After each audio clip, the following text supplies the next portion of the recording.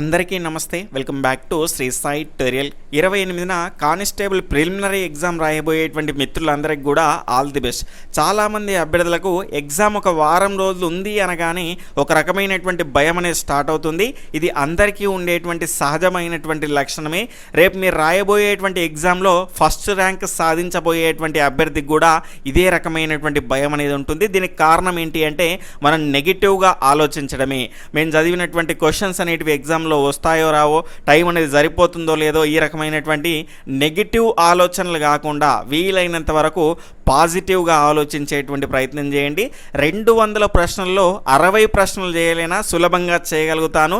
నేను ఎగ్జామ్ పేపర్ని ఏ రకంగా అటెంప్ట్ చేయాలి, ఏ రకంగా అటెంప్ట్ చేస్తే టైం అనేది సేవ్ అవుతుంది, ఈ రకమైనటువంటి పాజిటివ్ వేలో మీరు ఆలోచించేటువంటి ప్రయత్నం చేయండి. ఈరోజు మనం ఈ వీడియో ద్వారా పోలీస్ కానిస్టేబుల్ ప్రిలిమినరీ ఎగ్జామ్ రాసేటప్పుడు పాటించవలసినటువంటి ముఖ్యమైనటువంటి టిప్స్ గురించి మనం నేర్చుకునేటువంటి ప్రయత్నం చేద్దాం. ఈ టిప్స్ కనుక మీరు ఫాలో అయ్యారనుకోండి సులభంగా 60 మార్కులు తెచ్చుకోవడానికి అయితే అవకాశం ఎక్కువగా ఉంటుంది. కాబట్టి ఈ వీడియోని చూస్తున్న ప్రతి ఒక్కరు కూడా తప్పకుండా లైక్ చేసి మీ యొక్క ఫ్రెండ్స్కి షేర్ చేసేటువంటి ప్రయత్నం చేయండి. ఇక లేట్ చేయకుండా మనం వీడియోలోకి వెళ్ళిపోదాం. నేను ఇప్పుడు చెప్పబోయేటువంటి మెథడ్ అనేది ఎట్లుంటుంది అంటే సులభంగా మీరు తెలిసినటువంటి ప్రశ్నలకు ఆన్సర్ చేసే విధంగా, టైం అనేది సేవ్ చేసే విధంగా ఉంటుంది. ఆల్రెడీ మీరు ఫాలో అవుతున్నటువంటి మెథడ్ కనుక ఇంతకంటే ఈజీగా అనిపించింది అనుకోండి, అదే ఫాలో అయ్యేటువంటి ప్రయత్నం చేయండి. దానికంటే ఇదే ఈజీగా అనిపించింది అనుకోండి, ఖచ్చితంగా ఈ ప్యాటర్న్ అనేది ఫాలో అయ్యేటువంటి ప్రయత్నం చేయండి. ఇక లేట్ చేయకుండా మన యొక్క వీడియోలోకి అయితే వెళ్ళిపోదాం. ఈ వీడియోని స్కిప్ చేయకుండా చివరి వరకు చూస్తే కనుక ఖచ్చితంగా మీరు కొన్ని కొత్త అంశాలను అయితే నేర్చుకుంటారు. ఈ మిగిలినటువంటి 3-4 రోజుల్లో మీరు కొత్తగా ఏ అంశాలని కూడా ముట్టుకోకండి. ఆల్రెడీ మనం చదివినటువంటి అంశాలని మళ్ళీ వీలైనన్ని సార్లు రివిజన్ చేసేటువంటి ప్రయత్నం చేయండి. రిలాక్స్గా ఉండండి. ఇంకా మరో ముఖ్యమైనటువంటి అంశం ఏంటి అంటే ఖచ్చితంగా మోడల్ ఎగ్జామ్స్ అనేవి విత్ ఓఎంఆర్ షీట్తో బబ్లింగ్ చేస్తూ ఖచ్చితంగా ఎన్ని ఎక్కువ సార్లు అయితే అన్ని ఎక్కువ సార్లు మీరు ఎగ్జామ్స్ అయితే రాయండి. దీని ద్వారా మనం చేస్తున్నటువంటి లోపాలని సరిదిద్దుకోవడానికి ఎక్కువ అవకాశం అనేది ఉంటుంది. ఇన్ని రోజులు చదివాము, ఫైనల్గా మనం రాయబోయేటువంటి ఈ 3 గంటలు సక్సెస్ఫుల్గా ఈ ఎగ్జామ్ని రాయాలి అంటే కనుక ఈ రకమైనటువంటి మోడల్ ఎగ్జామ్స్ అనేటివి ఆఫ్లైన్లో విత్ ఓఎంఆర్ షీట్తో రాయడం ద్వారా ఖచ్చితంగా మనకు ఉపయోగపడుతుంది. అదేవిధంగా ఇక్కడ చేసినటువంటి లోపాలని మనం ఫైనల్ ఎగ్జామ్లో చేయకుండా సరిదిద్దుకోవడానికి అవకాశం అయితే ఉంటుంది. దాంతోపాటు మరో ముఖ్యమైనటువంటి అంశం ఏంటి అంటే ఖచ్చితంగా మీరు రోల్ నంబర్ వేసేటప్పుడు, అదేవిధంగా పేపర్ కోడ్ వేసేటప్పుడు చాలా జాగ్రత్తగా మీరు 1-2 సార్లు చూసుకొని బబ్లింగ్ చేసేటువంటి ప్రయత్నం చేయండి. ఎగ్జాంపుల్గా మనకి ఇక్కడ 2, 3 తర్వాత 5, 6, 7, 8, 9 ఈ రకంగా ఉంది అనుకుంటే ఇక్కడ 2 ఉంది కదా, ఎక్కడ ఉంది ఒకసారి చెక్ చేసుకొని 1-2 సార్లు చెక్ చేసుకొని ఇక్కడ టైం వేస్ట్ అయినా పర్లేదు. ఎందుకంటే ఇక్కడ ఒక క్వశ్చన్ పోయింది అనుకోండి, ఏదన్నా 2 బబ్లింగ్ అని ఒకదానికి పెట్టబోయి ఇంకోదానికి పెడితే ఒక క్వశ్చన్ మాత్రమే పోతుంది. ఇక్కడ ఏదైనా తేడా చేస్తే మొత్తం పోతుంది. కాబట్టి చాలా జాగ్రత్తగా ఆలోచించి ఇక్కడ బబ్లింగ్ చేసేటువంటి ప్రయత్నం చేయండి. 1-2 సార్లు 3 ఉంది, ఇక్కడ 3 పైన ఒకసారి టిక్ పెట్టుకోండి. 3 మనం చేసేది ఒకసారి చెక్ చేసుకున్న తర్వాత మీరు బబ్లింగ్ అనేది చేయండి. అదేవిధంగా పేపర్కు సంబంధించినటువంటి కోడ్ కూడా మీరు ఆ రకంగానే, ఈ 2 అంశాలు మాత్రం చాలా ముఖ్యమైనటువంటి అంశాలు కాబట్టి ఇవి బబ్లింగ్ చేసేటువంటి సందర్భంలో చాలా జాగ్రత్తగా చేసేటువంటి ప్రయత్నం చేయండి. ఈ రకంగా మీరు ఓఎంఆర్ షీట్ని ప్రింట్ తీసుకొని ప్రాక్టీస్ చేయడం ద్వారా, మోడల్ ఎగ్జామ్స్ రాయడం ద్వారా మీకు ఎగ్జామ్కు సంబంధించినటువంటి ఫోబియా అనేది పోతుంది. కాబట్టి వీలైనన్ని ఎక్కువ మోడల్ ఎగ్జామ్స్ అనేటివి విత్ ఓఎంఆర్ షీట్తో బబ్లింగ్ చేస్తూ రాసేటువంటి ప్రయత్నం చేయండి. దాంతోపాటు ప్రీవియస్గా మనకు ఎస్ఐకి సంబంధించినటువంటివి, అదేవిధంగా కానిస్టేబుల్కి సంబంధించినటువంటి మెయిన్స్, ప్రిలిమ్స్ ఎగ్జామ్స్కి సంబంధించినటువంటి బిట్స్ అన్నీ కూడా ఖచ్చితంగా చూసుకునేటువంటి ప్రయత్నం చేయండి. వాటికి సంబంధించిన లింక్స్ అనేవి ఈ వీడియో యొక్క డిస్క్రిప్షన్లో మీకు అందుబాటులో ఉంటాయి, అక్కడ నుంచి చూసుకునేటువంటి ప్రయత్నం చేయండి. ఇక మనం క్వశ్చన్ పేపర్ని ఏ రకంగా అటెంప్ట్ చేయాలో క్లియర్గా తెలుసుకునేటువంటి ప్రయత్నం చేద్దాం. ఈ ఎగ్జామ్లో ఉన్నటువంటి మొత్తం ప్రశ్నల సంఖ్య కనుక చూసుకుంటే 200 మార్కులకు ఉంటాయి. 180 నిమిషాల సమయం ఉంటుంది. అంటే 3 గంటల సమయంలో 200 ప్రశ్నల నుంచి మనం క్వాలిఫై కావాలి అంటే తెచ్చుకోవాల్సినటువంటి స్కోర్ ఎంత అంటే 60 మార్కులు. ఏ కేటగిరీ వాళ్ళకైనా 60 మార్కులు వస్తే క్వాలిఫై అయినట్టే. కాబట్టి 60 మార్కులు సాధించిన తర్వాత మనం సేఫ్ జోన్లో ఉంటాం. కాబట్టి ఇంకా మనకు అవగాహన ఉన్నటువంటి ప్రశ్నలు మిగిలే ఉంటాయి. కాబట్టి అన్ని ప్రశ్నల ప్రశ్నలు అయితే ఖచ్చితంగా తెలిసుండవు. ఇంకా కొన్ని మనం ఖచ్చితంగా ఆన్సర్ చేయగలిగేటువంటి ప్రశ్నలు అనేవి ఉంటాయి కాబట్టి ఈ 60 మార్కులు సాధించిన తర్వాత వాటికి కూడా మీరు ఆన్సర్ చేసేటువంటి ప్రయత్నం చేయండి. అది కూడా మన సాటిస్ఫాక్షన్ కోసం. ఎందుకంటున్నాను అంటే మనకి ఎలాంటి వెయిటేజ్ లేదు కాబట్టి క్వాలిఫైయింగ్ మార్క్స్ అనేటివి 60 మార్కులే కాబట్టి మనం 120 మార్కులు తెచ్చుకున్నా, 100 మార్కులు తెచ్చుకున్నా, 140 తెచ్చుకున్నా, ఎన్ని తెచ్చుకున్నా అవన్నీ కూడా 60 మార్కులకి ఈక్వల్ అవుతాయి. కాబట్టి ముందుగా మనం క్వాలిఫై కావాలి. క్వాలిఫై అయితేనే మెయిన్స్ ఎగ్జామ్ రాయగలగాలి. తరువాత మనకు అవగాహన ఉన్నటువంటి ఖచ్చితంగా ఆన్సర్ తెలిసినటువంటి ప్రశ్నలకే మీరు ఖచ్చితంగా మళ్ళీ అటెంప్ట్ చేసేటువంటి ప్రయత్నం చేయండి. తెలియని ప్రశ్నల జోలికి అస్సలే వెళ్ళకండి. క్వశ్చన్ పేపర్ని మనం అటెంప్ట్ చేసేటువంటి సందర్భంలో ఇచ్చినటువంటి అంశాలని 2 భాగాలుగా మనం డివైడ్ చేసుకుంటాం.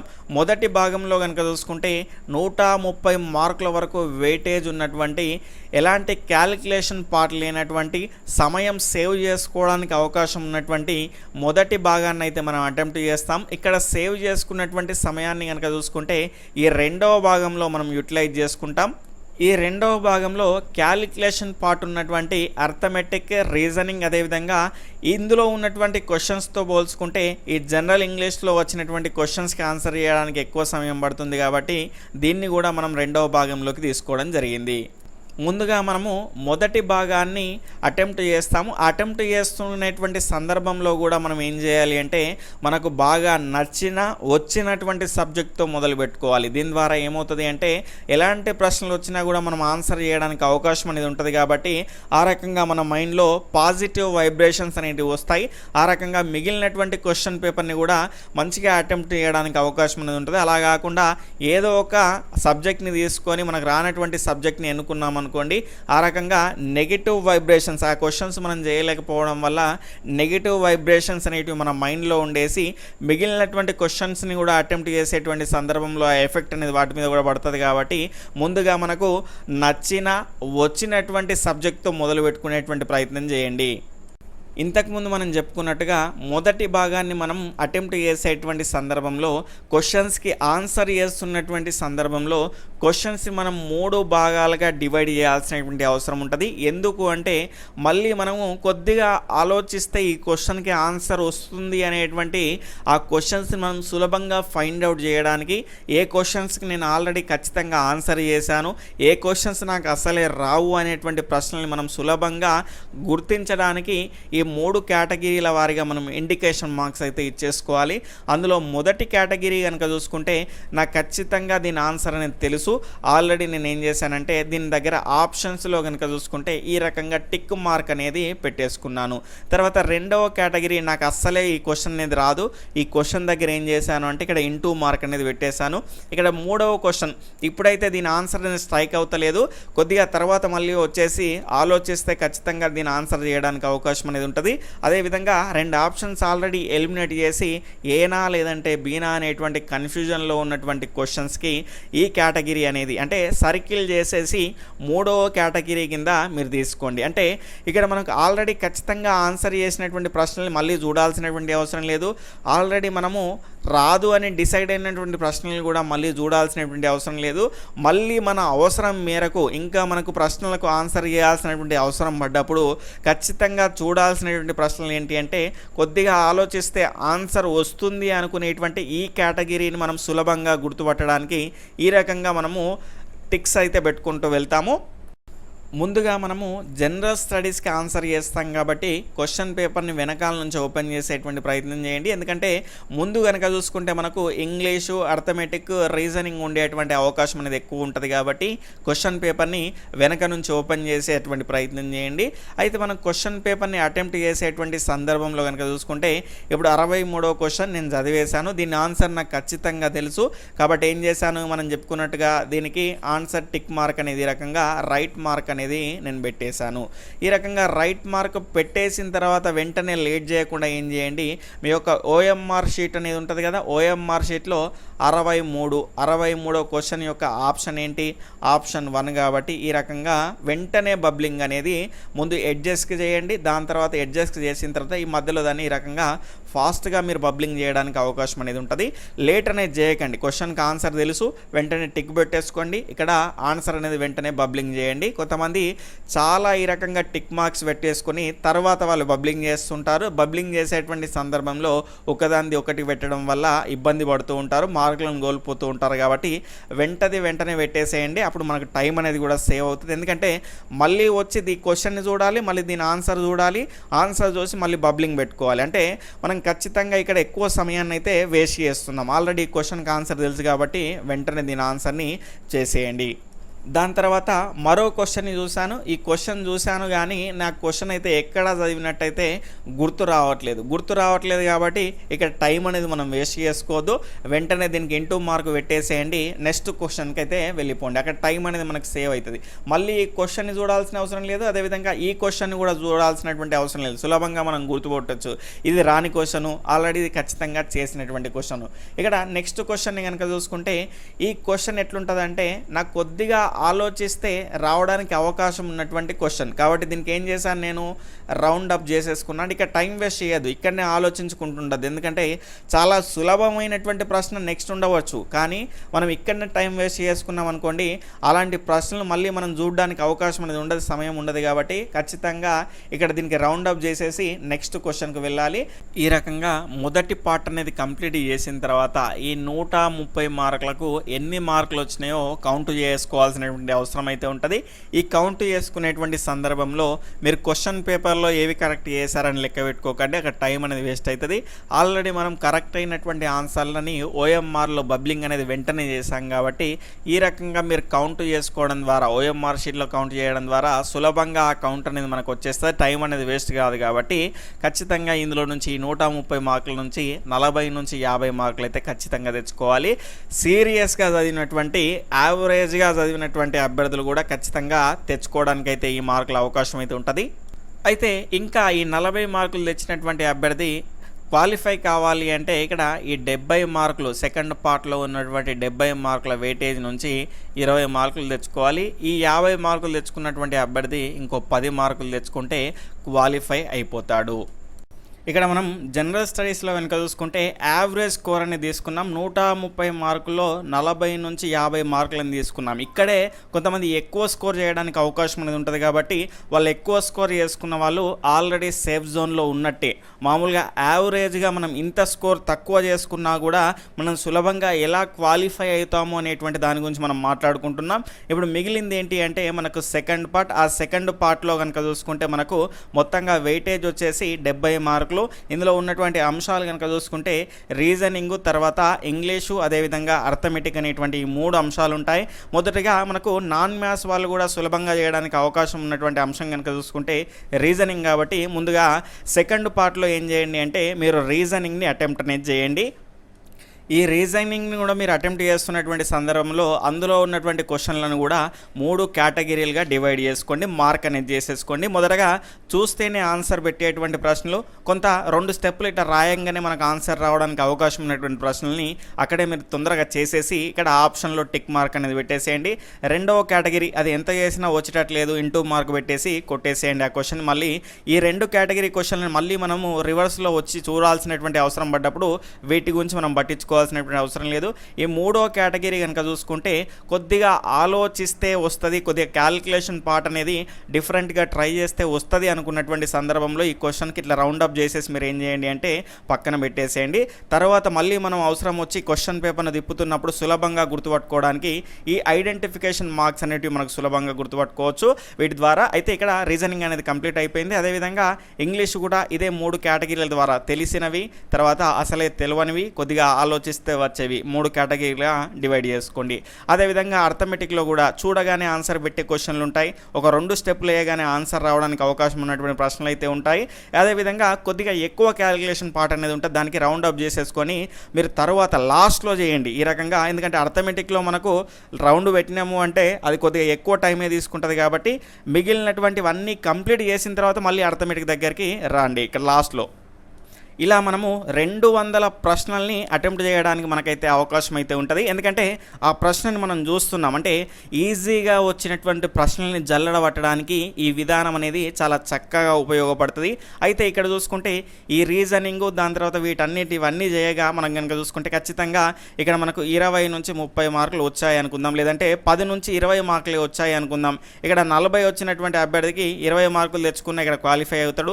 50 మార్కులు వచ్చినటువంటి అభ్యర్థి ఇక్కడ మనకు సెకండ్ పార్ట్లో 10 మార్కులు తెచ్చుకున్నా కూడా అతను క్వాలిఫై అయిపోతాడు. అంటే మీకు ఒక డౌట్ రావచ్చు, సార్ ఇక్కడ నేను 60 మార్కులు పెట్టాను, 70 మార్కులు కానీ పెట్టాను, అయితే ఇవన్నీ కూడా కరెక్ట్ అనుకుంటే ఎట్లా, మనం ఇంకా క్వశ్చన్స్ అటెంప్ట్ చేయొద్దా అనేటువంటి డౌట్ అనేది మీకు రావచ్చు.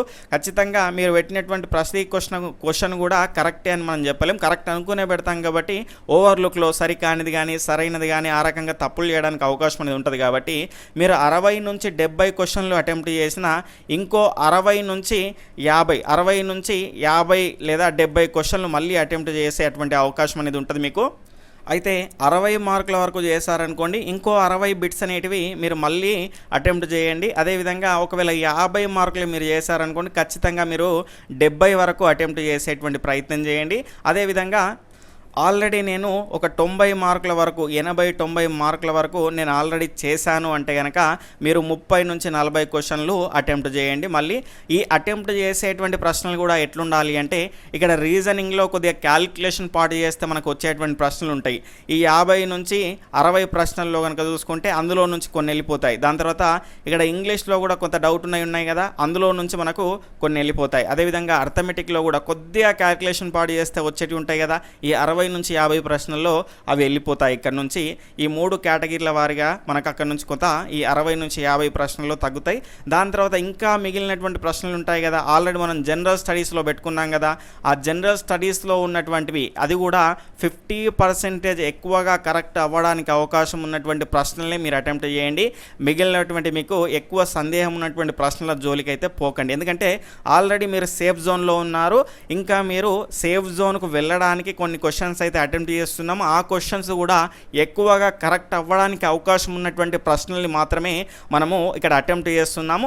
ఆ అటెంప్ట్ చేసేటువంటి సందర్భంలో కూడా ఇక్కడ క్యాలిక్యులేషన్ పార్ట్ అనేది చేసి మరీ పెడతాం. కాబట్టి ఇక్కడ కనుక రీజనింగ్లో మీకు ఆన్సర్స్ అనేటివి వచ్చేసినాయి అనుకోండి, అర్థమెటిక్లో ఆన్సర్స్ అనేటివి వచ్చినాయి అనుకోండి, అవి తప్పవడానికి అవకాశం అయితే చాలా తక్కువగా ఉంటుంది. అయితే మీరు ఇక్కడ 40 నుంచి ఒక 50 మార్కుల వరకు మీరు సాధించారనుకోండి, ఇక్కడ జనరల్ స్టడీస్లో 130 మార్కులు, అంటే ఇంతకంటే ఎక్కువ మార్కులు సాధించే వాళ్ళు ఉంటారు. యావరేజ్ వాళ్ళ గురించి మనం మాట్లాడుకున్నాం. అదేవిధంగా మీరు ఇక్కడ ఈ 70 మార్కుల్లో మనకి ఇక్కడ చూసుకుంటే 20 నుంచి 10 మార్కులు ఈజీగా మనము తెచ్చుకోగలుగుతాం. ఈ రకంగా క్వాలిఫై అవుతారు.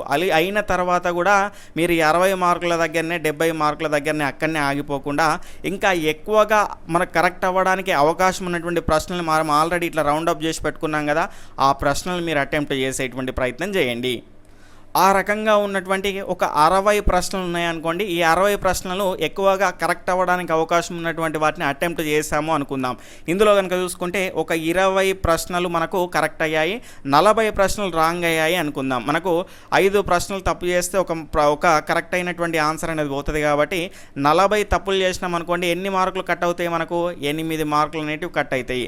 అంటే ఇక్కడ చూడండి 20 మార్కులు కరెక్ట్ కదా, 20 మార్కులు కరెక్ట్ కాబట్టి ఈ 20 నుంచి 8 తీసేస్తే 12 మార్కులు. అంటే 60 క్వశ్చన్లో 40 క్వశ్చన్లు రాంగ్ చేసినా కూడా ఇంకో 12 మార్కులు మనకి ఇక్కడ యాడ్ అవుతాయి. అంటే ఇక్కడ 60 మార్కులు వచ్చినప్పుడు అభ్యర్థికి కూడా ఈ రకంగా మిగిలినటువంటి 50 నుంచి 60 క్వశ్చన్లు ఖచ్చితంగా కరెక్ట్ అయ్యేటువంటి అవకాశం ఉన్నటువంటి ప్రశ్నల్ని మనం అటెంప్ట్ చేయడం ద్వారా ఇక్కడ 72 మార్కులు, అంటే మనం ఎక్కువ సేఫ్ జోన్లకు వెళ్ళిపోతాం. ఆ రకంగా మీరు క్వశ్చన్ పేపర్ని అటెంప్ట్ చేసేటువంటి సందర్భంలో ఈ రకమైనటువంటి జాగ్రత్తలు అయితే పాటించండి. ఈ రకంగా క్వశ్చన్ పేపర్ని అటెంప్ట్ చేసేటువంటి సందర్భంలో ఇప్పుడు నేను చెప్పినటువంటి మెథడ్ని కానీ లేదంటే ఆల్రెడీ మీరు ఫాలో అవుతున్నటువంటి మెథడ్ని కానీ ఇప్పుడు మనకున్నటువంటి ఈ 3-4 రోజుల్లో ఖచ్చితంగా రోజుకు 2 సార్లు అయినా కూడా OMR షీట్ని తీసుకొని మీరు బబ్లింగ్ చేస్తూ ప్రాక్టీస్ చేస్తూ ఉండేటువంటి ప్రయత్నం చేయండి. దాని ద్వారా మీకు ఎక్కడ ఏ మెథడ్లో మీకు టైం అనేది సేవ్ అవుతుందో క్లియర్గా తెలుస్తుంది. కాబట్టి అదే మెథడ్ని మీరు ఏం చేయండి అంటే ఫైనల్ ఎగ్జామ్లో ఉపయోగించండి. నేను చెప్పేటువంటి మరొక ముఖ్యమైనటువంటి అంశం ఏంటి అంటే నీకు కరెక్ట్ కరెక్ట్గా తెలిసింది క్వశ్చన్, దాని యొక్క ఆన్సర్ని వెంటనే బబ్లింగ్ చేయండి. ఆ బబ్లింగ్ చేసుడు కూడా ఎట్లా అంటే స్టార్టింగ్లో మనకి ఎడ్జెస్ని ఈ రకంగా ఒకసారి అనుకున్న తర్వాత ఈ మధ్యలో ఇలా అంటే మనకు సులభంగా తొందరగా బబ్లింగ్ చేయడానికి అవకాశం అయితే ఉంటుంది. బబ్లింగ్ చేయడానికి ఉపయోగపడేటువంటి పెన్లు అందరికీ తెలిసే ఉంటాయి. రోరిటో, అదేవిధంగా మనకు రీనాల్స్లో ఎడ్జెస్ అనేటివి కొంత లావుగా ఉన్నటువంటి వాటిని తీసుకునేటువంటి ప్రయత్నం చేయండి. ఖచ్చితంగా ఇక్కడ ఉన్నటువంటి ఈ 3-4 రోజుల్లో కొత్త అంశాలు ఏవి చదవకండి, ఎక్కువగా ప్రాక్టీస్ చేయండి. ఎందుకంటే మనం 3 గంటలు ఎగ్జామ్ని కరెక్ట్గా అటెంప్ట్ చేయాలి అంటే దానికి ముందు రోజు మనకు ముందు 3-4 రోజులు ఖచ్చితంగా ఎక్కువ ప్రాక్టీస్ చేయాల్సినటువంటి అవసరం అనేది ఉంటుంది. కాబట్టి ఇన్ని రోజులు చదువుకోవడానికి కేటాయించాం. ఇప్పుడు ఈ 3-4 రోజులు ఏం చేయండి అంటే ఎగ్జామ్ని ఏ రకంగా అటెంప్ట్ చేయాలి అనేటువంటి దానిపైన కాన్సన్ట్రేషన్ చేసేటువంటి ప్రయత్నం చేయండి. ఓకే ఫ్రెండ్స్, ఈ వీడియో అనేది మీకు ఖచ్చితంగా ఉపయోగపడింది అని నేనైతే అనుకుంటున్నాను. అలా ఉపయోగపడ్డట్లయితే మీ యొక్క ఫ్రెండ్స్కి కూడా షేర్ చేసి మీ యొక్క సపోర్ట్ని వాళ్ళకి అందించడంతో పాటు మన ఛానల్కి కూడా అందించేటువంటి ప్రయత్నం చేయండి. తప్పకుండా ఈ వీడియోని లైక్ చేసేటువంటి ప్రయత్నం చేయండి. బాయ్, టేక్ కేర్, జై హింద్, అందరికీ కూడా ఆల్ ది బెస్ట్.